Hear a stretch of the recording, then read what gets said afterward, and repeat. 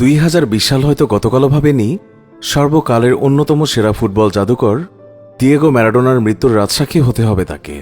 তার পুরো নাম দিয়েগো আর্মান্দো ম্যারাডোনা। জন্মেছিলেন 1960 সালের 30 অক্টোবর আর্জেন্টিনার বুয়েন্স আয়ার্সে লানুজ শহরের একটি দরিদ্র পরিবারে। 8 ভাই বোনের মধ্যে তিনি ছিলেন পঞ্চম সন্তান। একে তো বড় পরিবার, আর বাবার অল্প আয়ের সংসারে সুখের বদলে দুঃখই যেন তার নিত্যসঙ্গী ছিল। যখন তার বয়স মাত্র 3, তখন চাচাতো ভাইয়ের কাছ থেকে তিনি একটি ফুটবল উপহার পেয়েছিলেন। আর সেই থেকে তিনি ফুটবলের প্রেমে তো পড়েই ছিলেন, এমনকি ফুটবল নিজেও তার পায়ের জাদুর কাছে মাথা নত করেছিল। মাত্র 10 বছর বয়সেই তার অসাধারণ ফুটবল খেলার দক্ষতা সুযোগ করে দিল আর্জেন্টিনার জুনিয়র যুব দলের হয়ে খেলার। আর তিনি যে জাত খেলোয়াড় সেটা তখনই প্রমাণ হয়ে গিয়েছিল। তার নেতৃত্বেই আর্জেন্টিনা জুনিয়র দল টানা 136টি ম্যাচে জয়লাভ করে। আর ততদিনে ফুটবল বিশ্বের নজরে চলে আসেন এই ফুটবল রাজপুত্র। এরপর ঠিক তার 16তম জন্মদিনের মাত্র 10 দিন আগেই তার ডাক পড়ে আর্জেন্টিনা যুব দলের হয়ে পেশাদার ফুটবল খেলার। আর এর মাত্র 5 মাস পরেই ফুটবল বিশ্বকাপে হাঙ্গেরির বিপক্ষে আন্তর্জাতিক অভিষেক ঘটে ম্যারাডোনার। এর পরের বছর 1978 সালেই আর্জেন্টিনার মাটিতে বিশ্বকাপের আসর ছিল।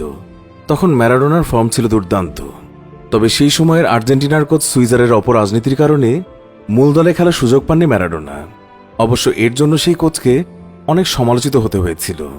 কথায় রয়েছে, প্রতিভাকে কেউই কখনো দাবিয়ে রাখতে পারে না, আর ম্যারাডোনাকেও সেই একইভাবে কেউই দাবিয়ে রাখতে পারেনি।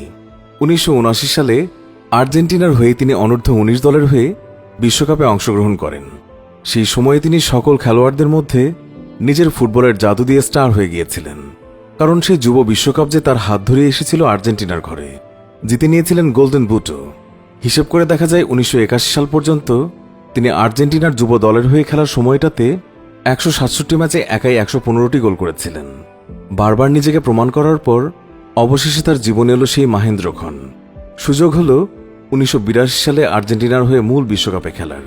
আর সেই বিশ্বকাপে আর্জেন্টিনা দ্বিতীয় পর্বে ব্রাজিলের কাছে হেরে গিয়ে বিদায় নিয়েছিল, যার কারণে বিশ্বকাপে নিজেকে সবার চোখে আটকাতে পারেননি তিনি।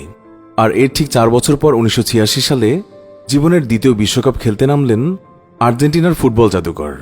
আর সেই বিশ্বকাপের শুরু থেকে শেষ পর্যন্ত প্রতিটি খেলাতেই তিনি ছিলেন মাঠ জুড়ে। ঐতিহাসিক এই ফাইনাল ম্যাচে আর্জেন্টিনার খেলা ছিল যুক্তরাজ্যের বিপক্ষে। টান টান উত্তেজনাপূর্ণ ম্যাচে প্রথমার্ধ শেষ হয়েছিল গোলশূন্যভাবেই। দ্বিতীয়ার্ধের খেলায় 51তম মিনিটে ম্যারাডোনা একটি গোল করেই পুরো খেলার মোড় ঘুরিয়ে দেন। আর সেই গোলের জন্যই ম্যাচে জয়লাভ করে আর্জেন্টিনা। আর ওই ফাইনাল ম্যাচের এই গোলটির পরপর তিনি বনে যান সারা পৃথিবীর কোটি ফুটবল প্রেমীদের কাছে হৃদয়ের ফুটবলের রাজপুত্র। ম্যারাডোনা সেই গোলটি মাথা দিয়ে নয়, বরং কৌশলে হাত দিয়ে করেছিলেন, যাকে পরবর্তীতে নামকরণ করা হয় হ্যান্ড অব গড নামে। এর পরের ইতিহাসটা কম বেশি সকলেরই জানা।